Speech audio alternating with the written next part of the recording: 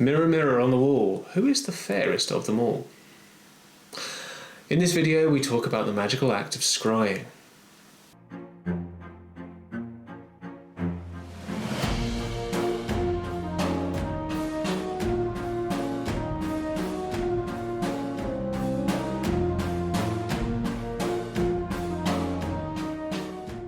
Hello, I'm Max Raven. And I'm Cassandra Raven. Together we have decades of experience in the occult, witchcraft and magic. We share insight, knowledge, advice and lifestyle tips to make your magic go further and add potency to your work. Scrying is a technique in magic that is used for divination and communicating with energies. Scrying can be performed in a number of ways, such as using mirrors, flame and smoke, water and in some cases digitally, using visual feedback, like white noise. The act of scrying is a relatively easy thing to do, but can be a little bit unnerving when you first experience it. What tends to happen is alterations within the chosen medium are interpreted by the scryer. These can be changes in a person's reflection, which can be drastic in some cases, such as eye colour change, gender change, or ageing. Scrying, when done with smoke or flame, for example, is about seeing patterns emerge. You'll see all these methods involve putting the body into a trance-like state. Each method will be preferable to certain types of energy. Using flames, for example, this being one of the 4 base elements, may attract energies that work closely with or sympathise with the attributes of fire, these being drive, will, passion and force, to name a few. Should you be choosing scrying as a method of communicating with elementals, choose a medium that complements them. Flame for salamanders, water for undines, steam or clouds for sylphs. Try this from a high point like the top of a hill or look up into the sky. Or the patterns of bark on a tree or the fractal patterns of a leaf viewed up close for gnomes. One method I really like is moon scrying. This can be done by taking a clear glass bottle filled with clean water and a staff that is wide enough to block the hole in the bottle so that no water escapes. Sharpen one end of the staff so that you can drive it into the ground so it stands unsupported.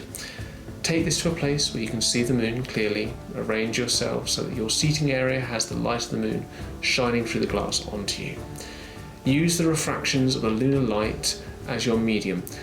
When complete, keep the water. It will have great potency and can be used as moon water for future rituals. This, of course, can also be done by simply staring at the moon. But trust me, you'll feel much witchier with the moon bottle technique. If you have the opportunity to visit the Witchcraft Museum in Boscastle, they have one of these on display. Probably the best known form of scrying is using mirrors. This method is so old it has permeated into folklore and modern media. It can be seen in stories from Snow White to Netflix show Castlevania. Mirror scrying is usually done with the intent of communicating with spirits.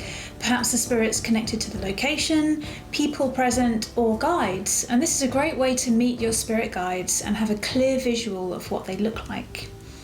Scrying is not the same as channeling though. You're not asking the spirit to take over your body or affect you in any way physically. It's purely a visual exercise. Sit or stand in front of a mirror and ensure that you have enough light to see your reflection. Candles are excellent for this. 1 or 2 will be enough to give a soft light. Incense is a wonderful conductor of energy. Burning incense can bring forward spiritual energies. We've created our Raise the Dead incense for this purpose. The link is in the description below.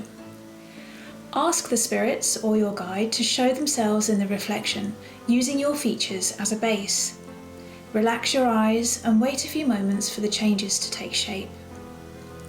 If there are people watching you scry, they should see the same changes in the reflection as you.